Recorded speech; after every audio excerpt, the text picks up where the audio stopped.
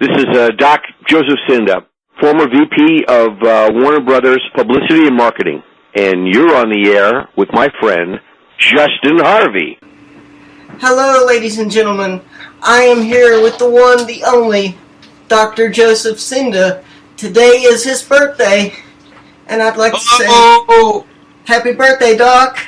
Happy birthday to me, and happy birthday to all of you that have birthdays out there today. And every day, I wish you happy birthday. Life is so short, and we don't really understand that because nobody gives us a punch card and said, this is when you're checking out. So Frank Sinatra, who I was fortunate enough to work with for 11 years, told me, he said, this is the way to do it. Live every day like it was your last day on earth and do everything that you can in that day, and you'll never have any regrets, even if you go to sleep and not wake up. Wow. I said, wow. Yeah, that makes a lot of sense. And he says, that is the secret of how to live your life to the fullest. And he said, a lot of people don't understand that. And I said, well, did somebody really, really wise tell you that? Yeah, but I can't tell you who. So I said, oh, okay. I understand. But he said, the other thing I can tell you, before you die, and he holds up his hand with 5 fingers spread out and his opposing thumb, and he says, if you have 5 real friends, by the time you actually succumb and die, you are a very rich man, even if you have pennies in your pocket. Wow. You are a very rich man. And I said, wow. Again, this is the kind of stuff that he would tell me so that, I would keep on my toes and be the magic man for him and everything. But unbelievable, all that stuff is still so true, and so it's not going to change. Okay. So you doomsters out there, okay, the aliens, and I'm not talking about people from Mexico. They're already here. All right, and they're vacationing, and they've been here for centuries, okay? And they've been breeding with us and everything. Do you think for a moment that they're going to let this planet be taken over by some idiotic producers that are making some wacky alien movie and going to put fear in the hearts of all the people and it's like the movie Mars Attacks, Jack Nicholson, was way ahead of its time. You have a new message. Way time. Okay. Now a movie like that, people would laugh more. Okay. But there's nothing that's going to happen like that. Okay. Because we're all sharing the same sphere. This whole global Mother Nature picture. Whether you believe in a God or an infinite being or Mana or Allah or whatever. Okay, and I say I don't condone any religions whatsoever. Okay? That doesn't mean that I have to be a part of them, but I don't condone them whatsoever. And I don't get involved in politics because religion and politics make very strange bedfellows, and they need one another in order for them to be surviving on either end. They both create wars, they both resolve wars, and they both use wars as a tool. I don't think aliens that are so advanced that they use war in any single way whatsoever. I think they just go to another galaxy and get another host like Earth. Wow. There's billions of galaxies out there. Okay. And these guys know how to travel through wormholes. Okay. And I'm not promoting what's his name's television show, the Wormhole, Through the Wormhole, which I watch and I think is very intelligent. I like to watch things that make you think, and maybe shake you a little bit as to, could this happen or could this not happen, or is this a fallacy, or is it a prank? Whatever. Mm-hmm. A new movie came out last weekend. I'll give you an example. Okay. It was like the magic show. Now you see it, now you don't.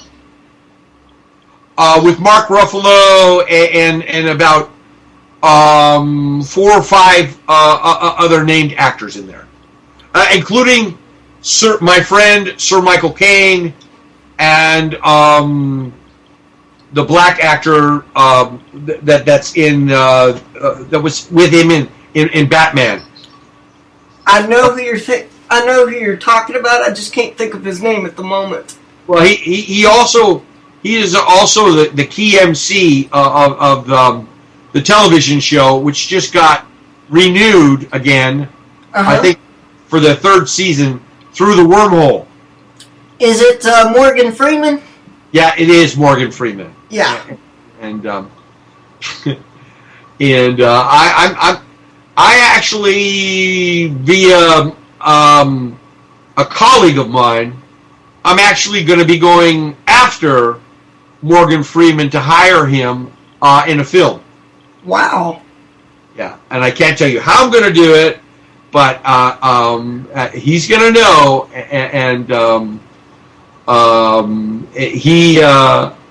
he'll have a great time in this film, and he'll love to be in it because of certain circumstances that I know. So when you go as a producer or working with a casting agent, when you know what hobbies certain actors or actresses, and when I say actors, that means male and female now. It has for almost 20 years. So I shouldn't have to say the word actress. Yeah. But when you know their hobby, their main hobby, and you can cater to it and do something around that and contact them either through their agent or their manager, or the best one is the publicist. Because a publicist deals with actors like more than an agent and more than a manager. They're constantly on the phone and emailing them and texting and everything. And is this okay? Is that okay? Am I approved for this? And can I do that? And whatever. The publicist lets them know this is cool. This is not cool. This is something that we have to watch about.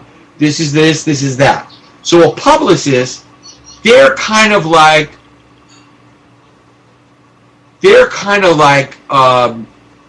really important, and you don't hear about them that much behind the doors in Hollywood or in New York or in London or wherever you make your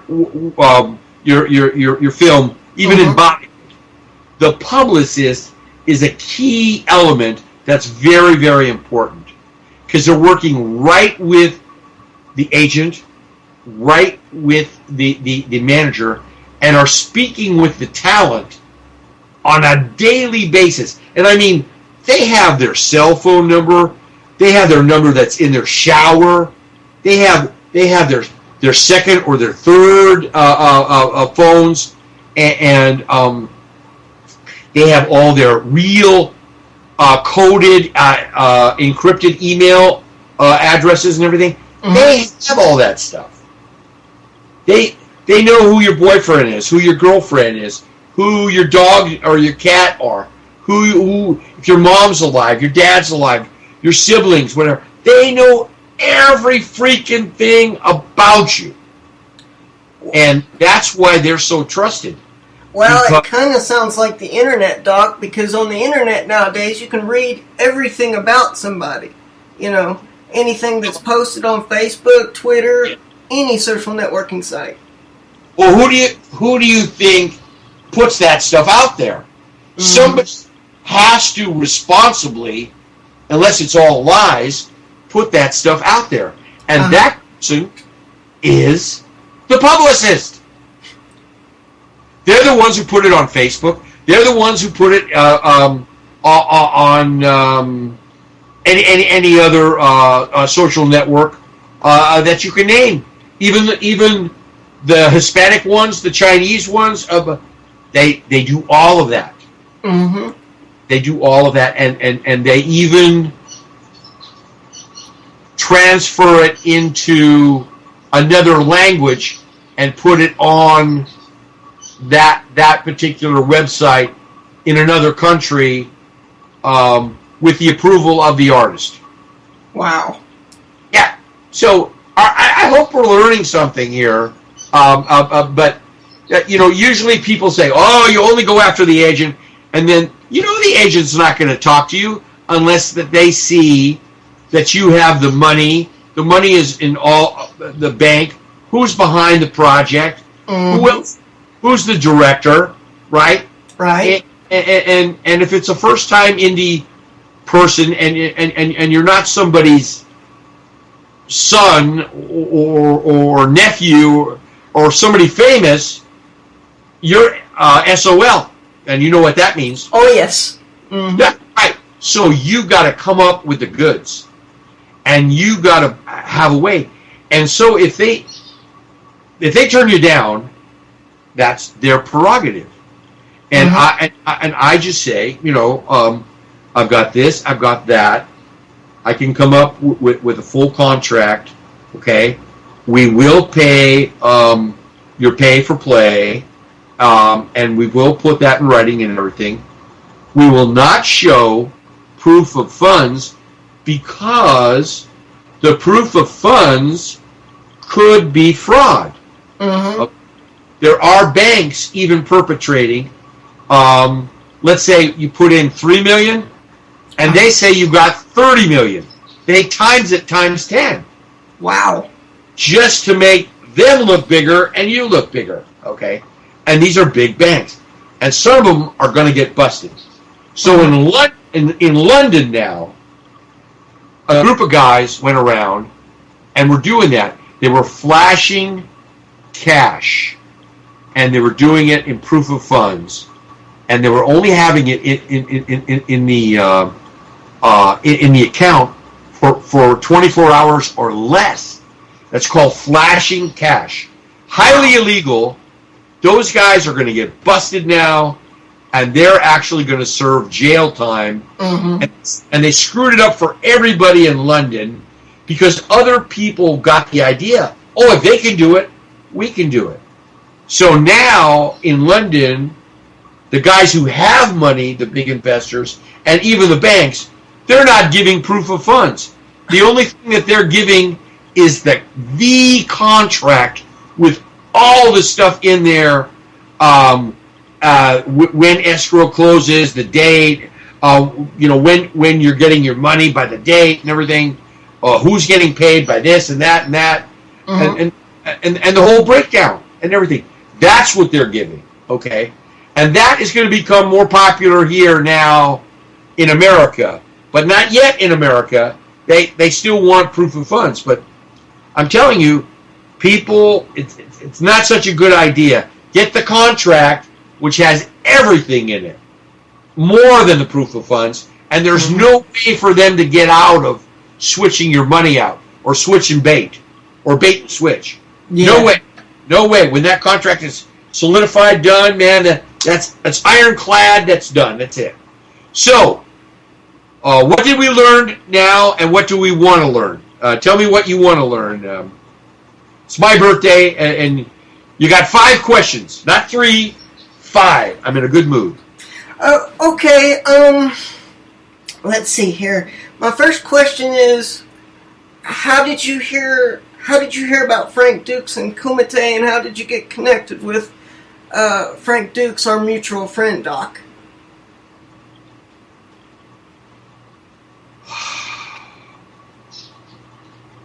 Shortly after my bar mitzvah, I heard about a kid in North Hollywood. I was in Burbank, and Frank Dukes is considerably younger than me, but I heard that this guy was young, and he was very big for his age, and I believe that I bumped into his brother years later, and I believe Frank Dukes went to North Hollywood High, which is a very tough school back then. Very tough. Even it's tough today. Okay. But I mean, I know he always had fights coming out of that school just to get the heck out of there. Mm-hmm. He was fighting all the time.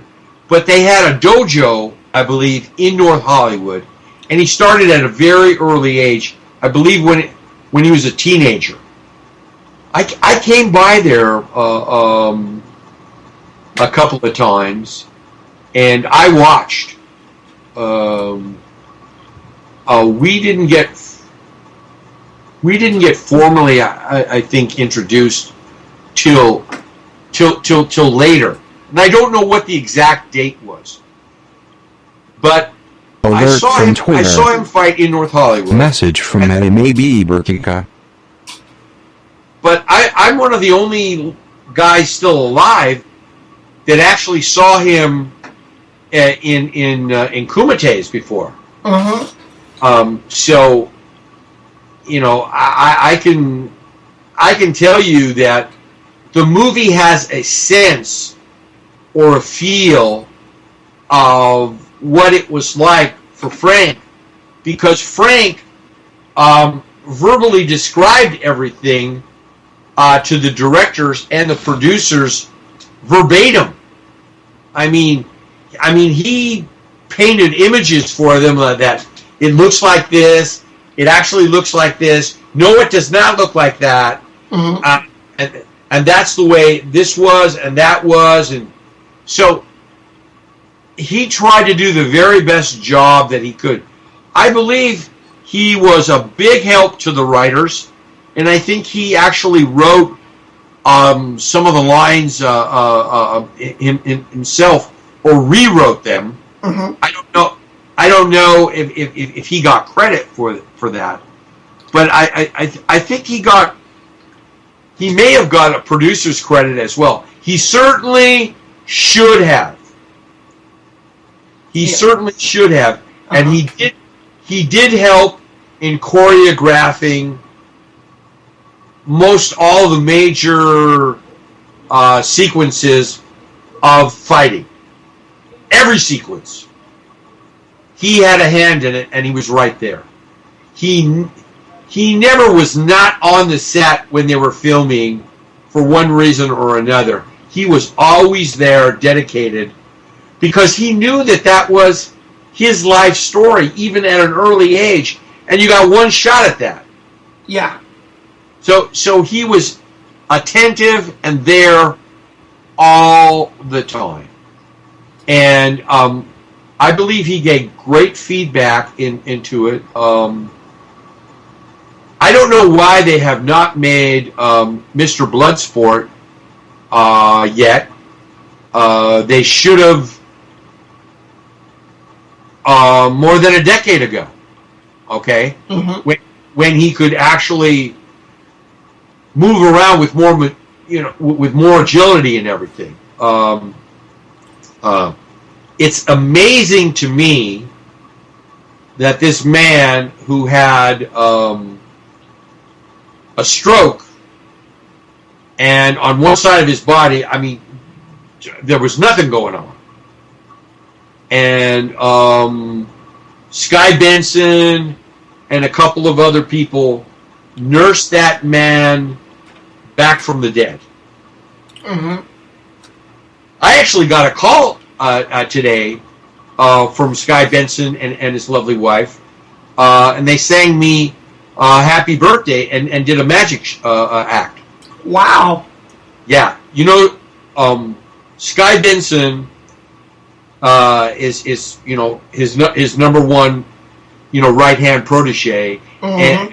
and he is a professional close at hand magician. So I would say that his fists and his wrists are perhaps as in the top 10 in the world, the quickest. Wow. Yeah. I mean, I've seen him do card tricks and coin tricks and stuff like that, Mm-hmm. blindingly fast, right in front of you. And the amazing thing is, the closer they get to you, Uh-huh. the more they're apt to actually pull it off. Mm-hmm. Most of the magicians or illusionists or close hand guys won't reveal that to you, but he shared that with me. He said, the closer I am to you, if I'm right on top of you, there's no way for your peripheral to catch what I'm going to do. He Amazing. said, he said, your eyes are that sharp that you might just catch a blinding of a fraction of a second of it, but you won't catch the whole thing. Mm-hmm. And I said, that is a fact that I'll always remember, and that I'm proud that you taught me. Wow. So I'm sharing all this stuff with you. So now here's a guy, Sky Benson, Mm-hmm. and I don't know his actual birth date right now, but I know that he is a trainer of was it MML fighters? MMA fighters? It's MMA 9:30. fighters. Yes. Thank you. He trains MMA fighters, and he has some of the best in the world, and he enjoys training them now. Okay? So another guy who's across the world and who comes over here is a guy by the name of Don Clovis. Mm-hmm. Cloivs. And he has a company called Joy to the World Films. And he is one of the godfathers of the creating of MMA. Wow. Yeah. I don't know, 20 years ago, 25 years ago, he's one of the architects and the designers of creating the MMA. Now, I come to find out from the wrestling guys Mm-hmm. that the largest growth of new sports is not from wrestling, but it's wrestlers who went and learned how to box and do martial art moves, Mm-hmm. and are doing MMA. Yeah, because there's been quite a few that has done wrestling entertainment, and then they'll cross over to the MMA. So. Yeah, so there's this whole movement, and I think that there's going to be more big sporting events that we haven't even seen yet.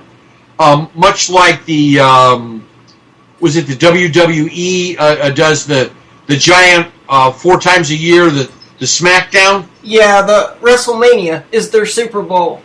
WrestleMania, which is their Super Bowl, which is financially just a mega hit. Yeah. I mean, it's very, very successful. But MMA is going to come up with teams, both male and female, Mm-hmm. and they're going to have something like that.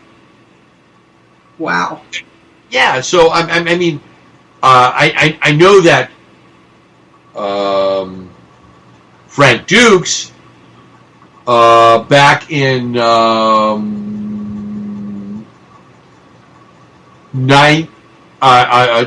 2003. When he taped me, and I saw Sky Benson there and his other guy and everything.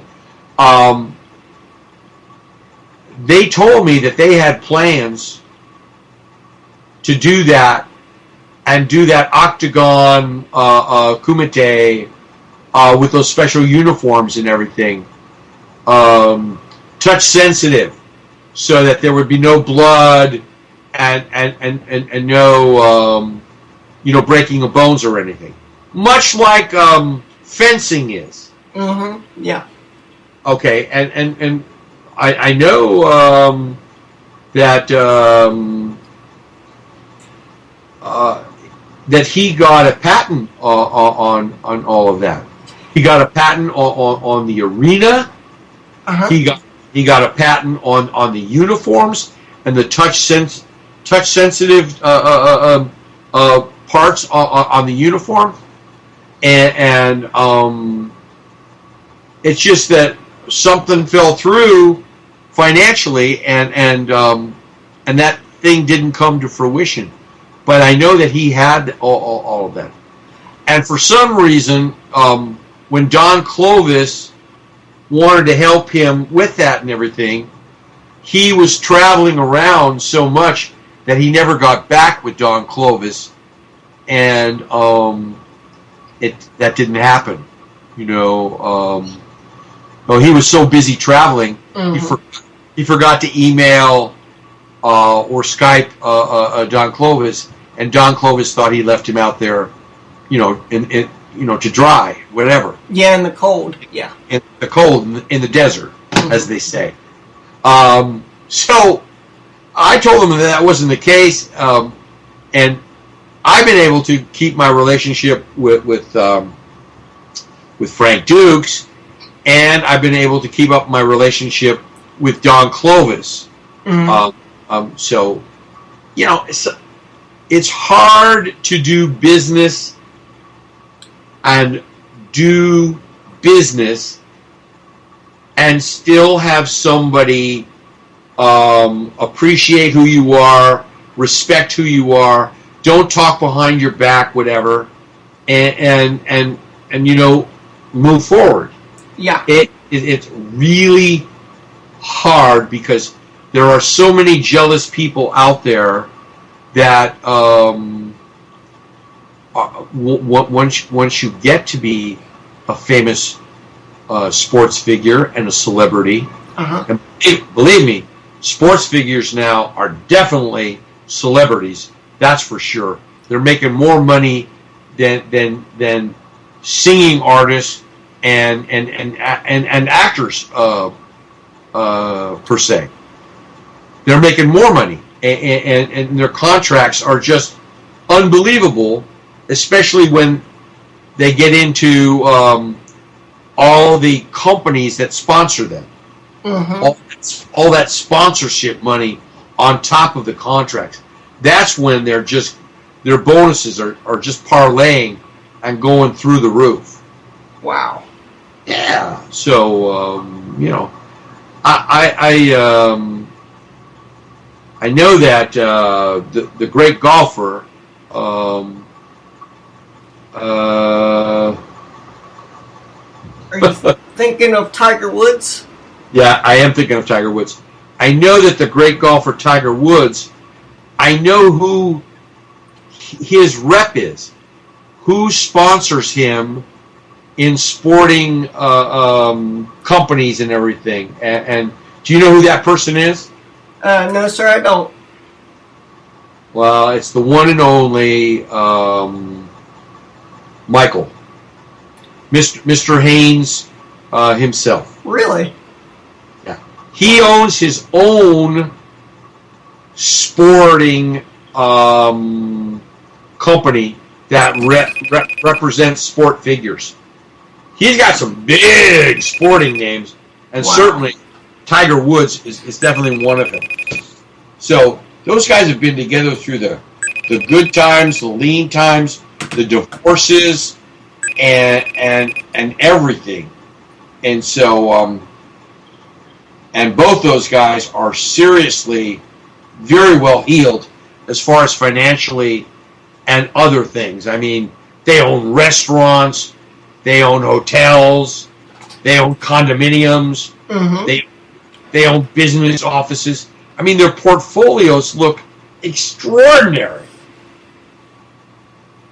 Wow. Ooh, I got a call coming in. Oh, that was on my end. I declined it, Doc. All right, I declined it too. So, you got a couple more questions. So shoot away. Okay, Doc. My second question is there a story that you could share with me about David Carradine? Alert from FaceTime. Dara Mary Amanda Speck. Yeah, there is a story about David Carradine. David Carradine, when he was in his 20s, found out that I was at Warner Brothers, and that I was a huge fan of his father. Okay. And I knew that I was a world-class fencer. Because my teacher was Joseph Vince, V-I-N-C-E. Joseph Vince was the 5-time world champion and won 5 Olympic championships as a coach. Wow. Yeah. 5 times in a row, my friend. Ain't too many people can do that. And he told me that during his lifetime, that Basil Rathbone, who he taught, and John Carradine Sr. had this great fight in this movie. And the villain was John Carradine. The fight, dig this, the fight, they prepared for 6 weeks practicing. When they started the actual fight, and I saw the footage, they didn't cut till almost 27 minutes later. They went through up and down stairs and this way and that way and over flames, and you can't believe it. It's just unimaginable, even in today's standard. And I said, was there a stand-in for any of them? He said, yes, but they're so good that they refused to have their stand-ins do any of the fencing for them. I mean, they were really into it. So I actually was allowed to see that footage because I went to the director and I said, hey, man, I'm Mervyn LeRoy's godson, and I hear that you put out this and that you've got actual footage of it that you cut and everything, which is like maybe 6 minutes on the screen, but you've got the whole other reel of the real thing from the start to the finish. I'll pay you money to see that reel. Oh, don't be ridiculous. He said, if you want to see the reel, I'll set up the reel for you, and we'll watch it over at Warner Brothers. You bring the popcorn. Well, buddy, I brought popcorn and drinks and hamburgers, not even hot dogs, right from the commissary, okay? And I saw this, and I said, I can't believe it. These guys are just world class. I mean, actors that are actually, going at it and everything, and there were shields on there and stuff like that. He said, but if they they could have cut each other up pretty bad, pretty nasty, he said. And he said that was without a doubt. They were very careful not to, really carve each other up. And I said, well, okay, that's great to know. Even in the fury and the heat of that, there was still that much of the temperament. So I told David, who was, I think,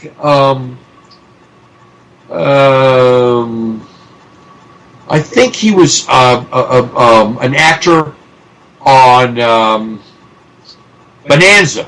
Bonanza. He was coming on. I think he was coming on Bonanza, and I said, David, I know you through your father, and I just saw this unbelievable footage with Basil Rathbone and them fencing, and the actual fight went on for almost 30 minutes. And he dropped his jaw, and he said, there's a myth that footage actually exists. How did you get to see it? And I said, the only way I got to see it was I went right to the director and told him who I was and everything, and said, if that footage is real, I'm going to pay, and I'm going to have it screened, and I want to see it with you. Mm-hmm. Right there. And he said, you got balls. I said, what are you doing this Thanksgiving? And he said, well, we're having a Thanksgiving dinner with Dad out at the ranch. Why? I said, well, gee, I'd like to invite you to my family. He said, I'll tell you what. Why don't you come to our Thanksgiving and bring anything you want from your Thanksgiving, like, food-wise or whatever. Uh-huh. So I brought food and I brought flowers, enough to fill the whole house, with flowers and everything.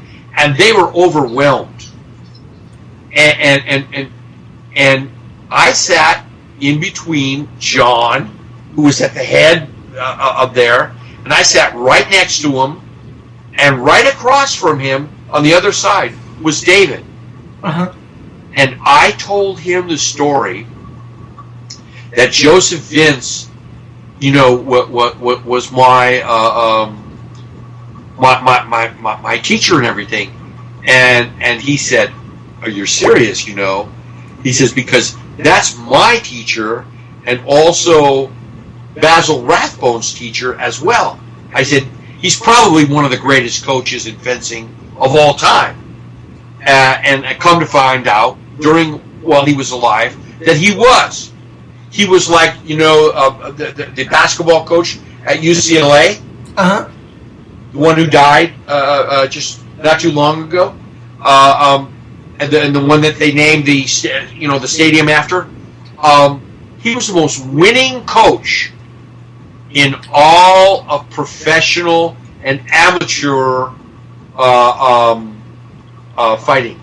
But he told me when he was a young man in his teens, Joseph Vince did. Uh-huh. He said, where I come from, they actually still had real dueling with not just pistols, but with sabers and with epee swords. Wow. And I'm going, what? He said, yeah, I saw a few men die in front of me. He wouldn't say that he killed them, but he said, I saw a few men die in front of me. So I'm saying he either was one of the seconds, because they had seconds, or he was actually involved in the duel. Mm-hmm. And so I'm going, wow. I mean, it blew my mind, Wow. So I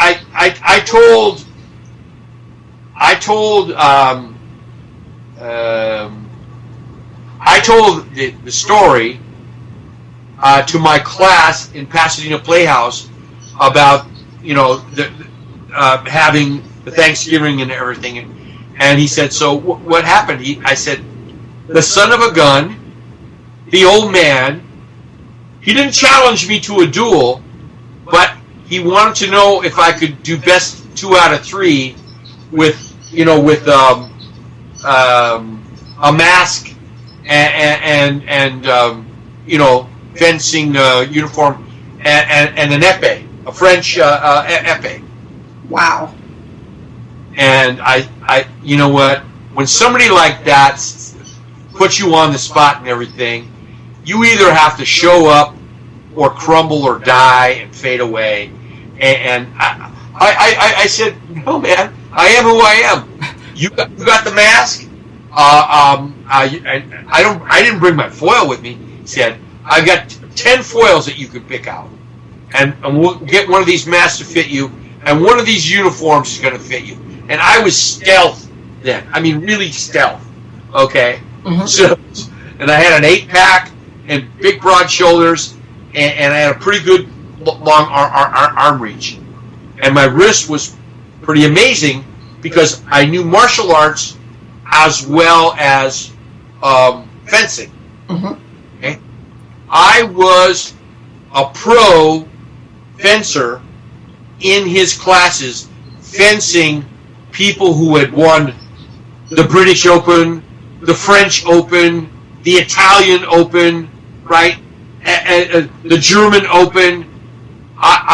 These are open with all kinds of great fence, and I held my own up. I won a lot. So, you know what? What, Doc? I won 2 out of 3. Wow.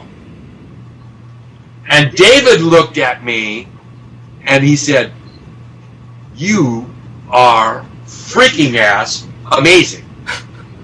And then after that, I believe is when he did the television show.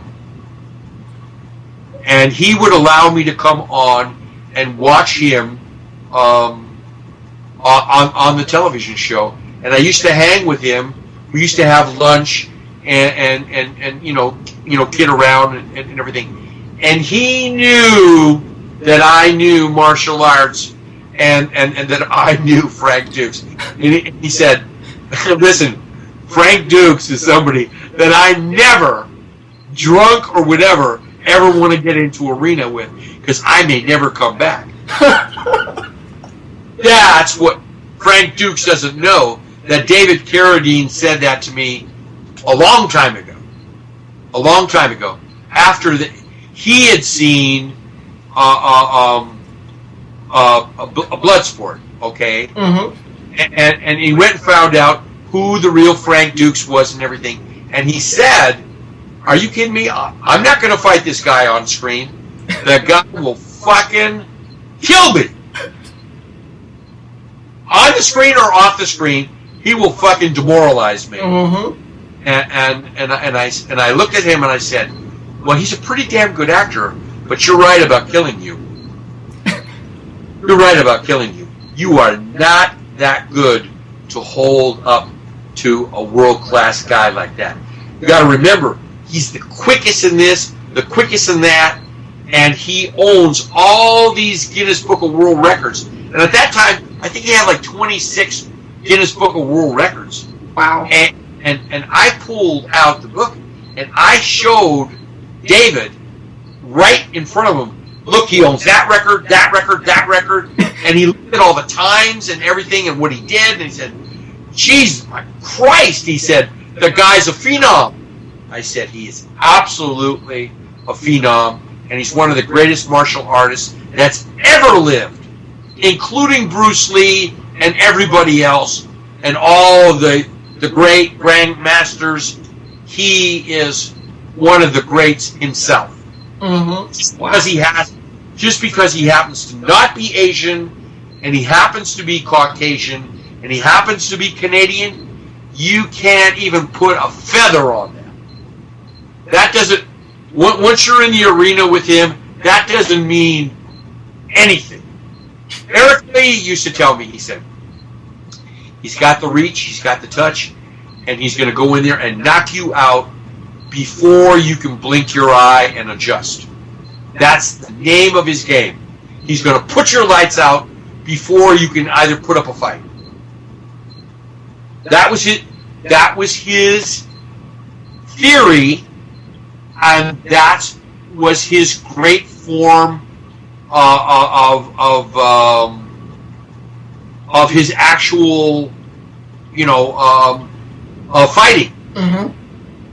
I mean, the half a second before that bell went, he was already in a punching mode to put your lights out, take you out of the equation. Period. He didn't want to spend more than a minute with you. I mean, that's the God's honest truth. And Frank will tell you that to his whatever. I mean, that's what I knew, and I know that Sky Benson knew that too. Wow. And the best offense is what? The best defense. Yes. Mm-hmm. Yeah, and so that's part of his curriculum for what he does in his form of karate and martial arts. He has his own methods and Frank ninjutsu. Help me with the name. He has it's called Duke's Ryu. That's it. Mm-hmm. Right. And it's basically his form and his methods and how he goes about teaching them. And he teaches all over the world now to people that you could hear about, and then he teaches to people that you will never hear about.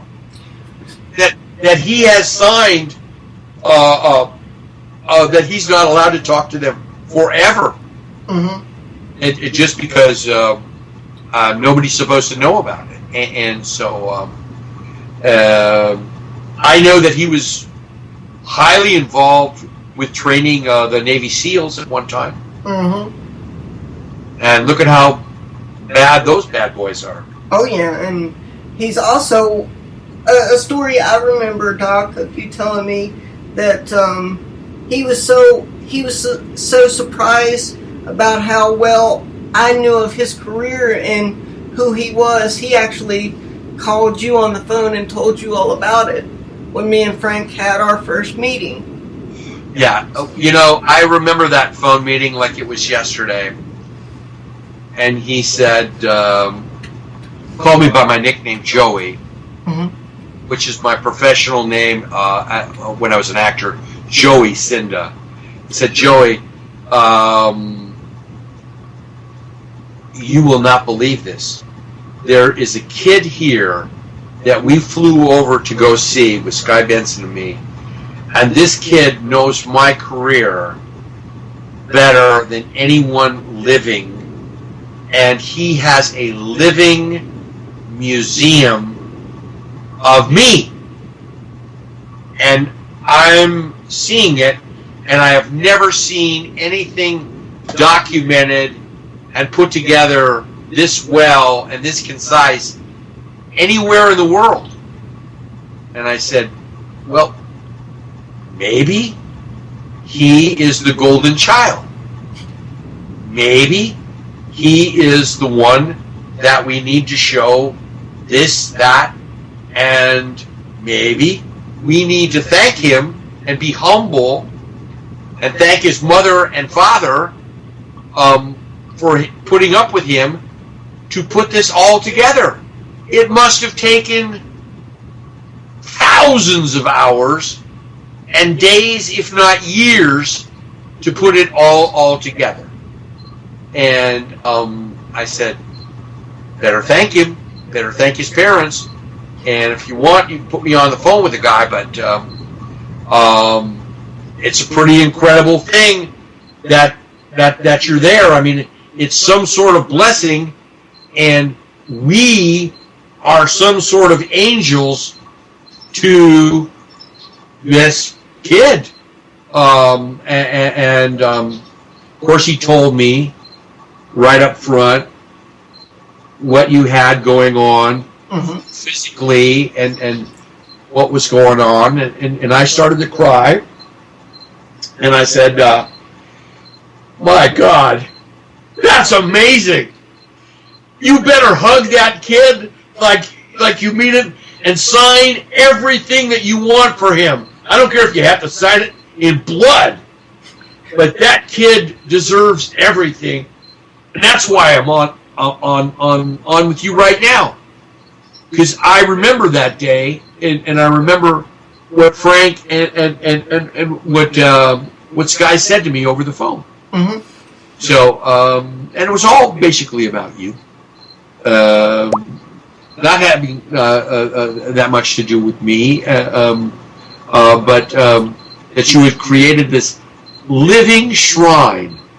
He didn't even call it a museum. He called it a living shrine to Frank Dukes. I go, what? I was astounded. I almost couldn't talk. And for me, that would have been a first. Wow. So I said, just hug him like you really mean it, and sign everything that you can for him and endorse it. And I believe that he gave you his bag and this, and he gave you personal articles that he was not intentionally going to do. But after what I told him, he did it. He said, "What good is it to me when to him it means 100 times more?" I said, "That's exactly right. That's what he is still alive for. That's what motivates him in the morning to get up. And there's no bigger fan in the world for Frank W. Dukes than this kid. He is the ultimate, and you can meet guys all around the world, whatever, but he's the one that's the biggest and the greatest and the loyalist fan of all." Yes, and sir. He said, you are right again.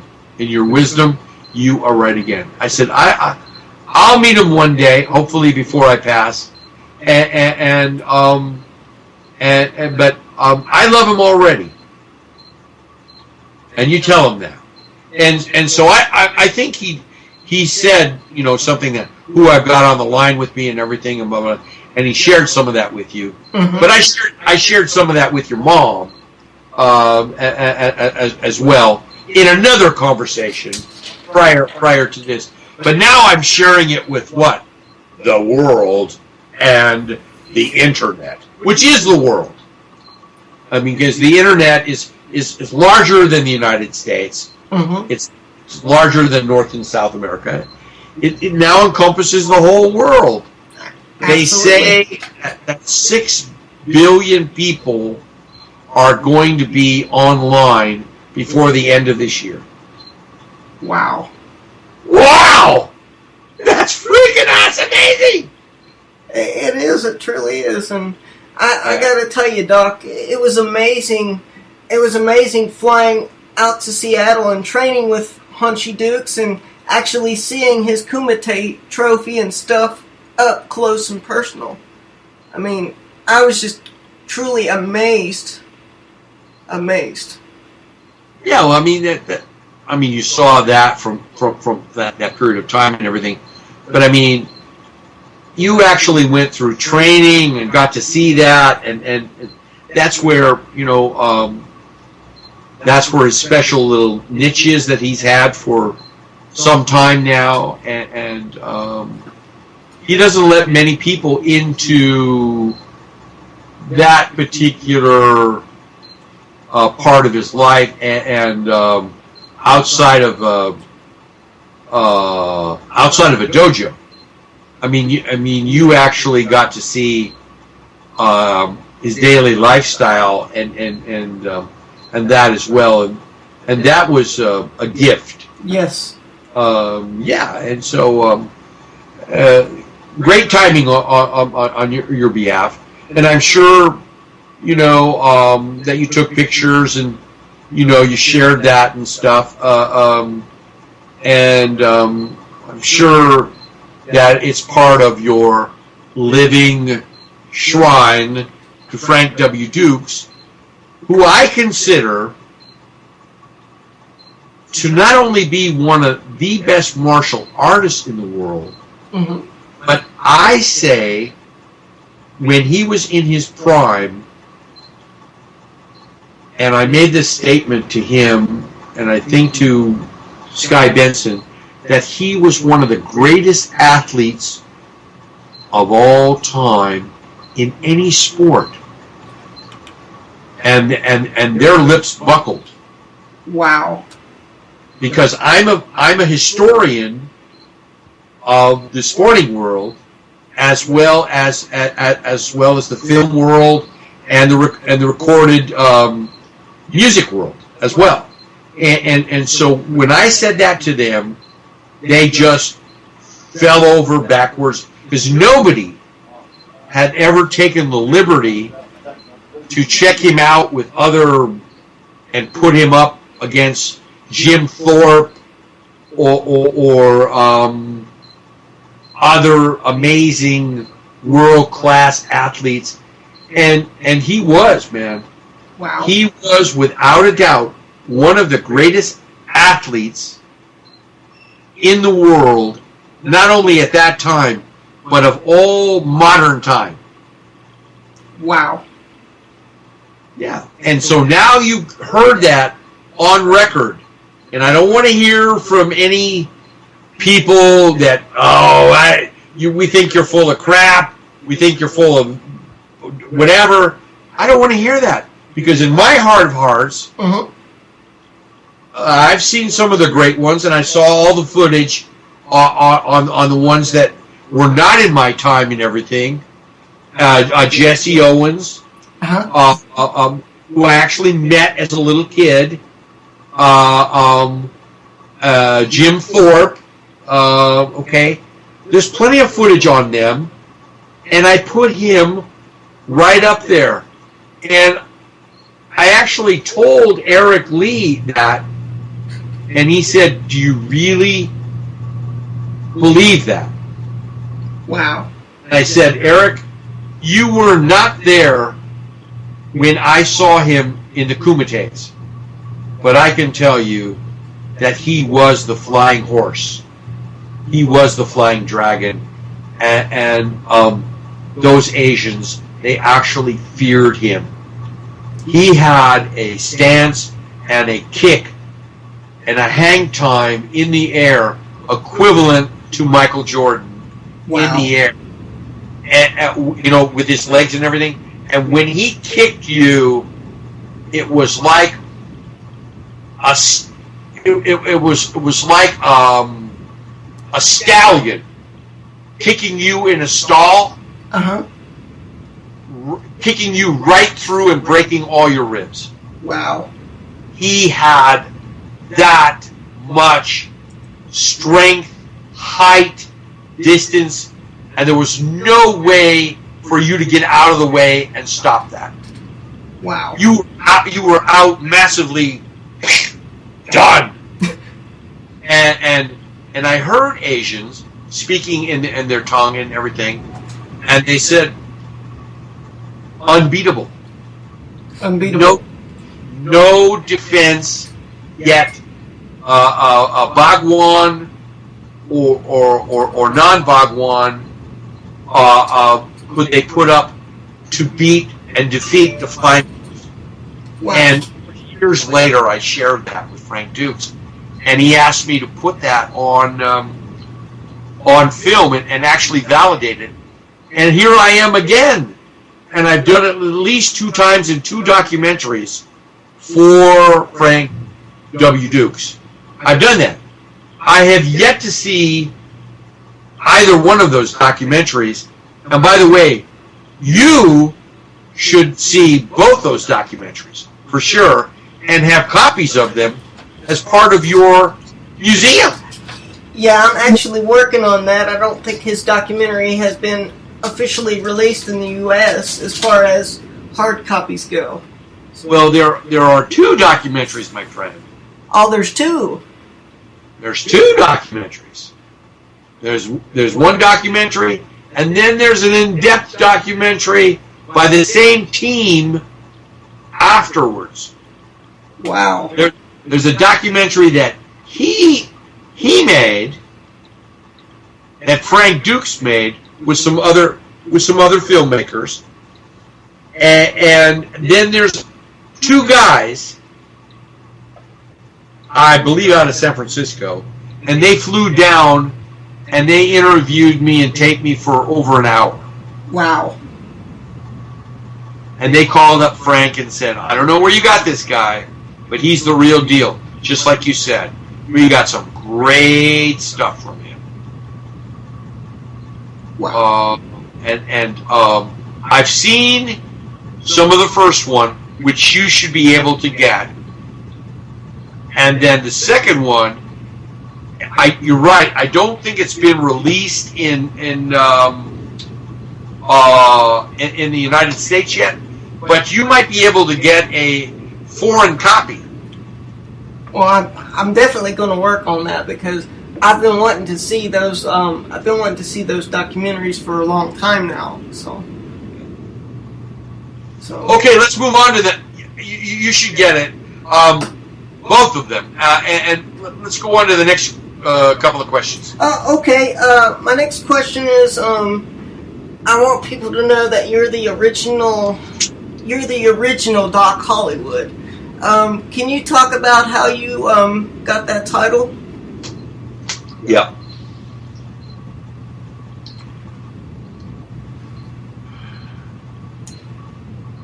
Came back from the service, Vietnam era,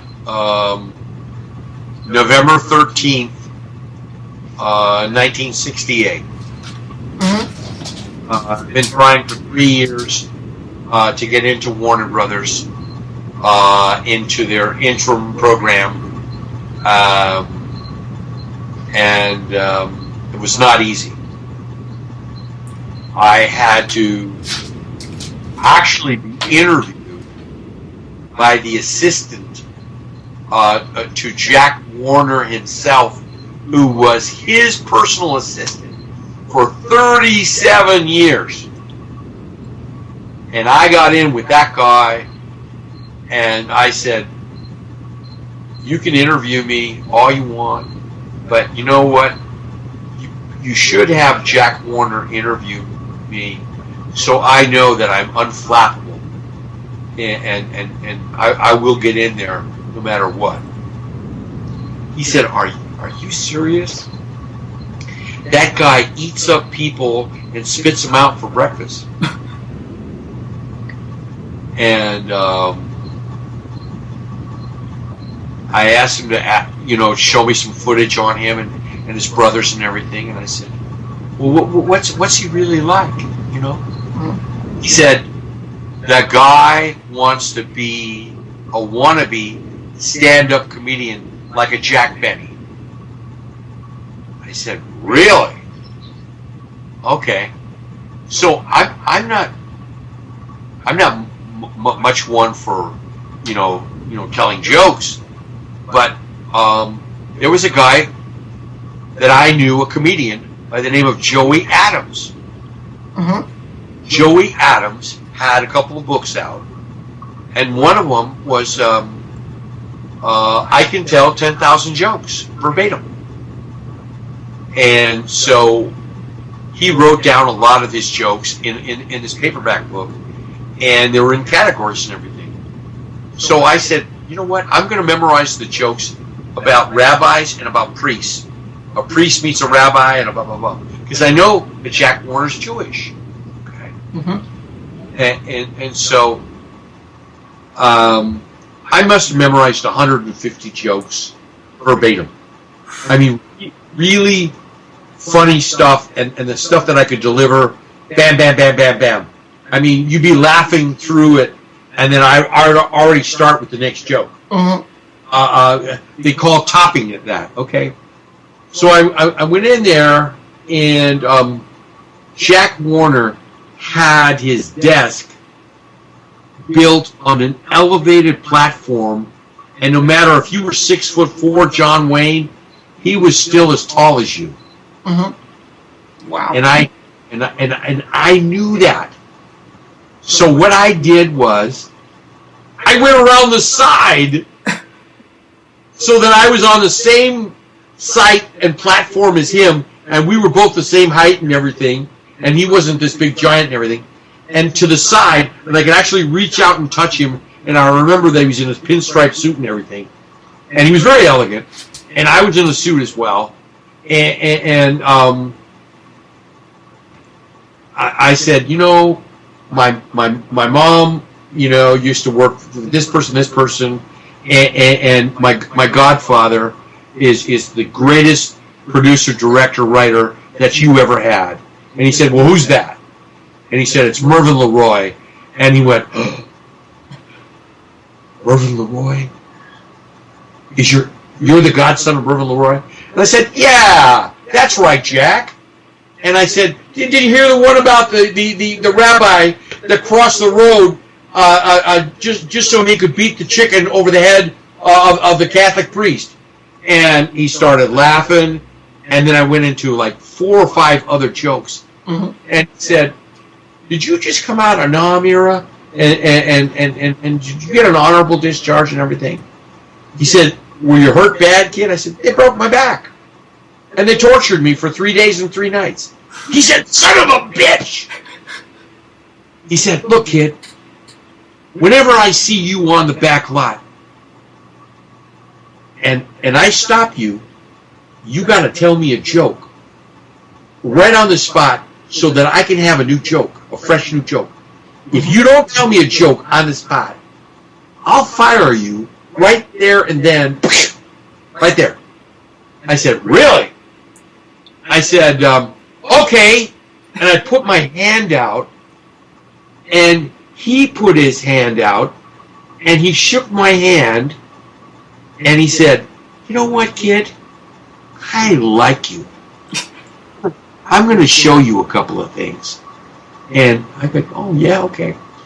Shows me a private winery in his office. You know, beautiful cascades of wine and everything. And then, years before his time, he's got a friggin' ass hot tub. Wait. That he has actresses, whatever, you know, and he goes and he takes a hot tub, whatever, and he has champagne brought in and everything. And I said, Jack, that really is really amazing, and I think because I heard from and I named a big mogul from another studio, and he said that you couldn't wipe your ass with Betty Davis, who is your client. And he said that, huh? He said that. And in that way, he said, you know what? I make more money off Betty Davis than I do with even John Wayne. Betty Davis, when I rent her out, I get a fuck of a lot of money. I said, you get more than $1 million a week? Fuck yes! And I said, you are amazing. I will go back and tell that mogul that he is full of shit. And that you proved it to me. And then he said, you know what? Tell him a couple of jokes and then put him on his ass. I said, okay. All right, Mr. Funny Guy. I'll tell him a couple of jokes. And then, it was Harry Kahn, by the way. Harry Kahn, who supposedly had the world taped to his butt. He knew everybody, and he had him in his hip pocket. And so Harry, this is way before your time.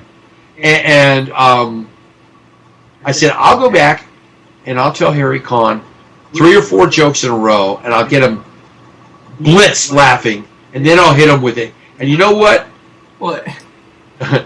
Jack Warner proved to me that you're full of shit because he showed me 2 stubs that you paid X amount of dollars for Betty Davis. And if you didn't shtup her on top of that, whatever, shame on you. And I know you paid a lot of money, but you got your money's worth out of it on those films. I know you did. So you were stretching the truth there a little bit. And when I went back to tell Harry Conn the jokes and everything, he was trying to get me out of his office in 5 minutes. I was there for 55 minutes, had him laughing in a pool of tears. And then I said, you know, the irony of this, and he says, oh, you're going to do the killer joke of all time now. I said, this is the killer joke of all time. Jack Warner showed me the pay stubs that you paid for Betty Davis and everything. So what you said was really not the truth, and you stretched it. And he said, you know what? You just learned one of the biggest lessons in Hollywood in all your life. Nobody gets to moguls like you do, kid, and gets this kind of stuff out of them. So you are privileged, but that's the way Hollywood works. And then he came back with that great statement. It's all smoke and mirrors, kids. It's all smoke and mirrors. And you know what? Jack Warner said the same thing. That's what his brothers told him, too. It's all smoke and mirrors. So I'm going to go on and give you 2 more questions, and then I got Absolutely. I got dinner. Absolutely, Doc.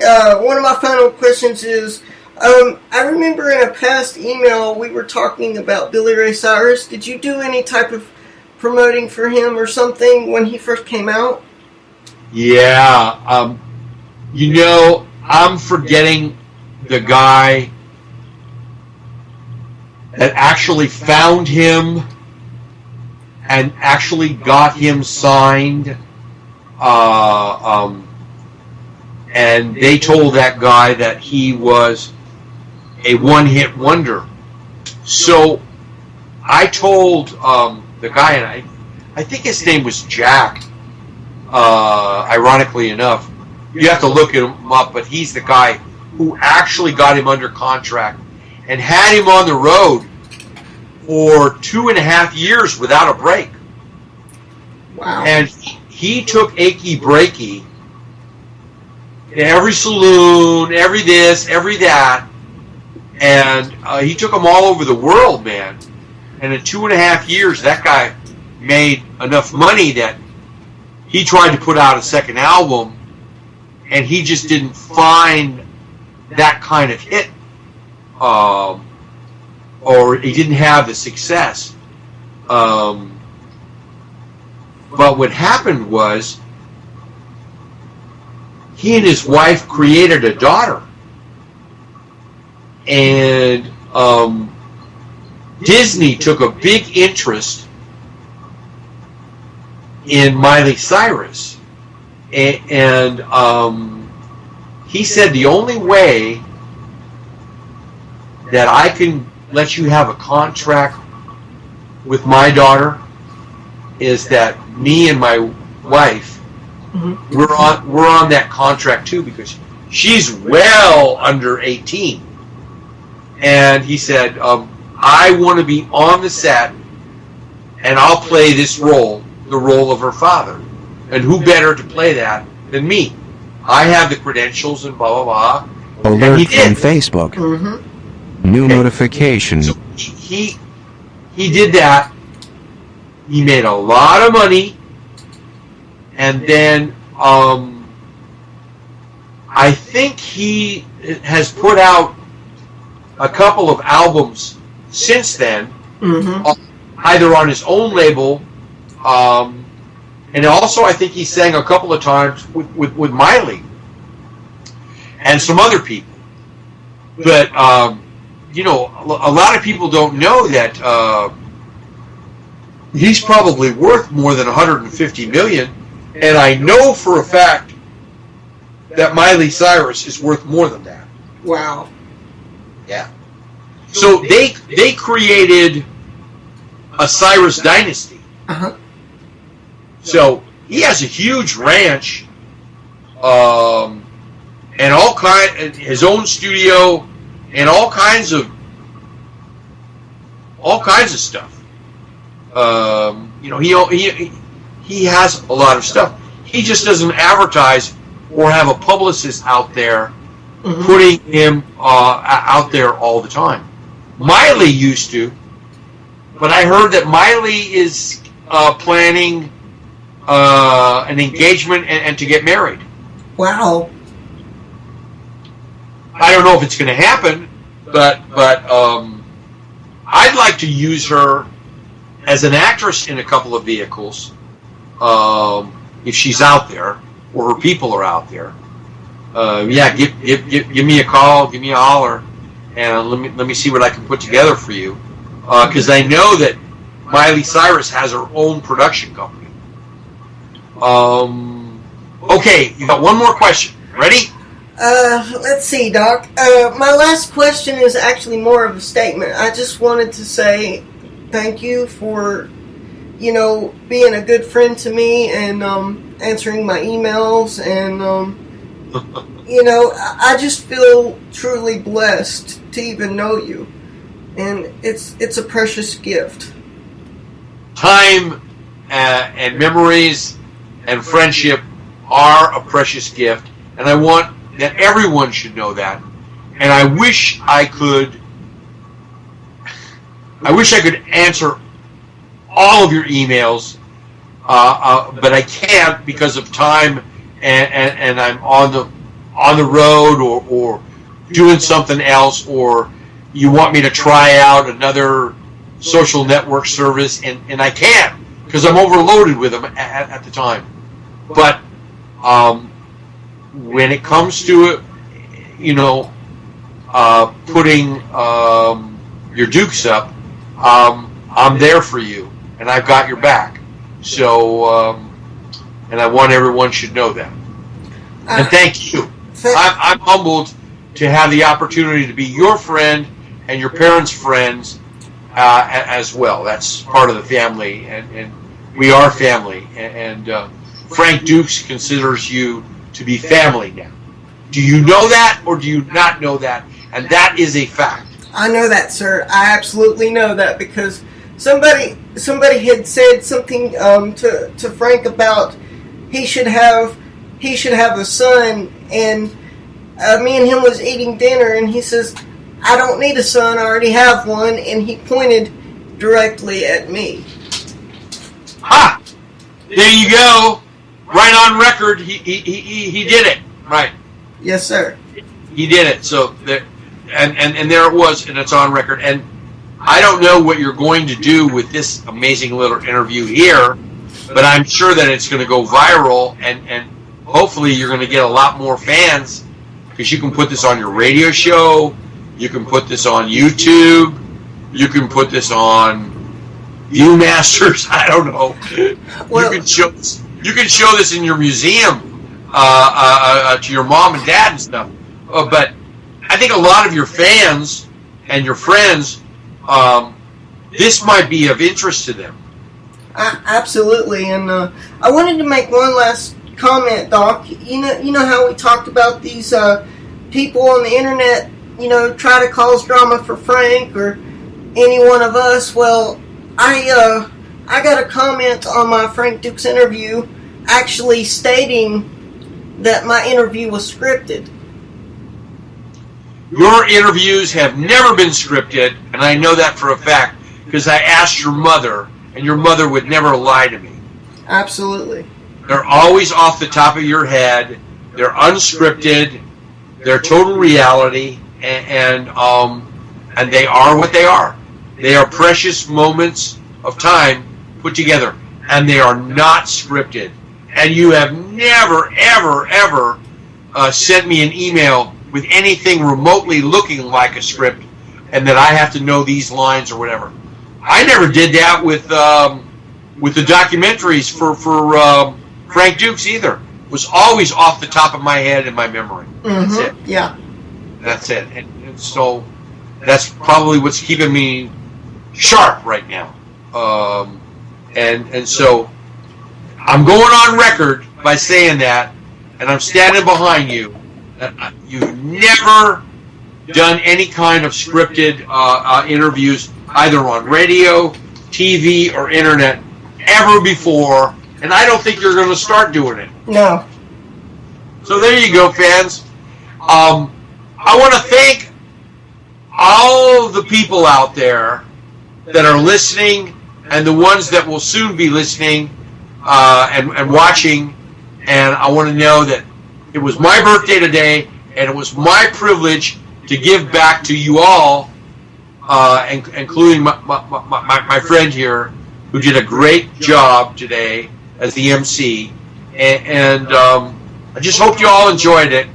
And if you got any poo-poo letters, whatever, don't send me those emails. Don't put poo-poos on Facebook. I don't want to know about that.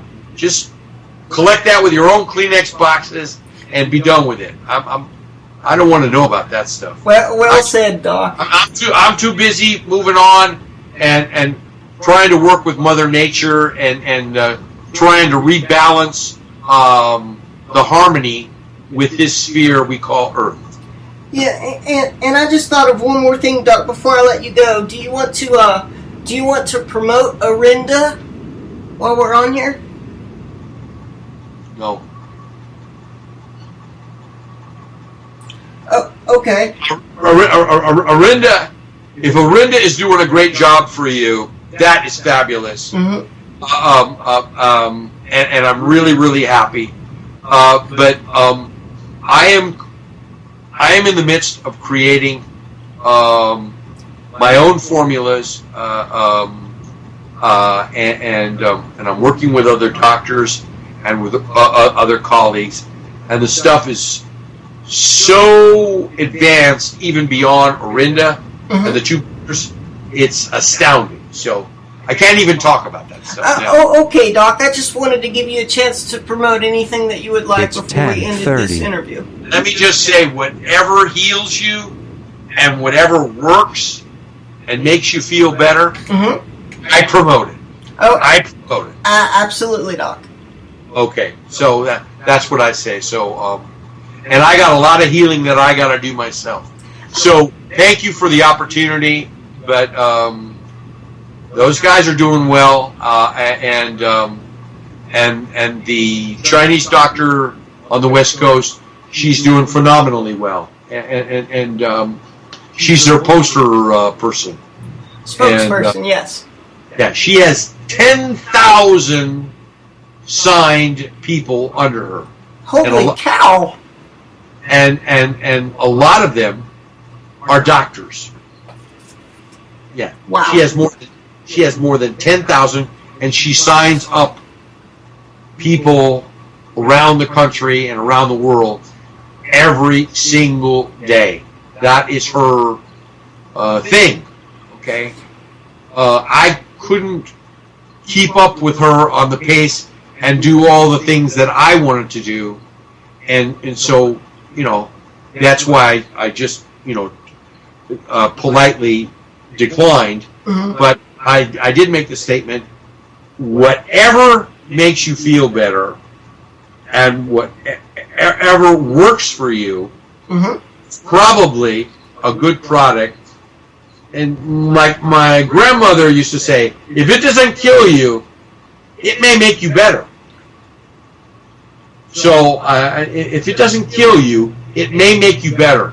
So I mean, there's a lot of wisdom in what she said there. But I'm working on my own a nutritional line, and I should have it out fairly shortly, and I'm real happy with some of the stuff that I'm coming up with, because it'll be part of my legacy. Absolutely, Doc. And if you need help with advertising when your stuff comes out, I'd be happy to help and network that stuff for you, because I know you don't have a lot of time, to do so. I can tell you that I've gone back and I've gone out into the woods all by myself. I've gone out to the desert all by myself. I've gone out to rainforests and jungles all by myself. And I've come to know that I'm more harmonious with nature and the surroundings that we have around us. And I'm more supportive of nature than I am about building malls and about building skyscrapers. I'm more supportive about family unit and nature and the survival of man here, and feeding people that are going hungry and missing 2 meals every day. More than 25 million people, including children, go eating 1 meal a day, and 1 meal is maybe they got lucky out of a dumpster. Wow. So I heard that there was as many as 75 million people, and that the 25 million was the only number that the government, the federal government, would admit to. But I heard it was closer like to 75 million. Wow. And that is an astounding thing when we're giving money all over the world to third world countries and the like.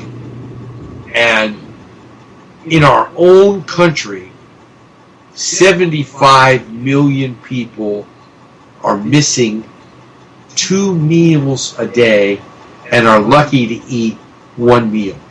Wow. Oh my God, I just went berserko.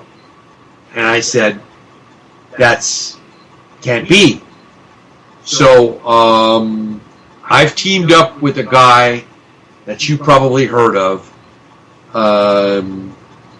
Jamie Oliver. Yes. Mm-hmm. And I'm on Jamie Oliver's big team to raise awareness of nutrition and to get people fed in rural areas and everything, and to change the diets of people in schools that are nasty, not good diets, just hollow calories and too much sugar, too much salt.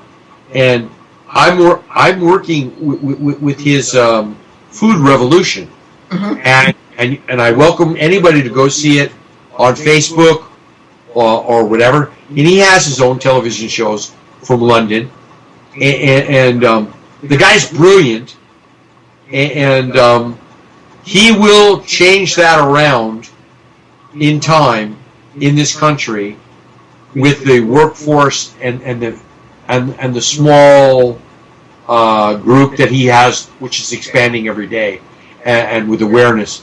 And that's something that I would like to see before I pass on, that everybody gets at least 3 square meals, no matter who you are.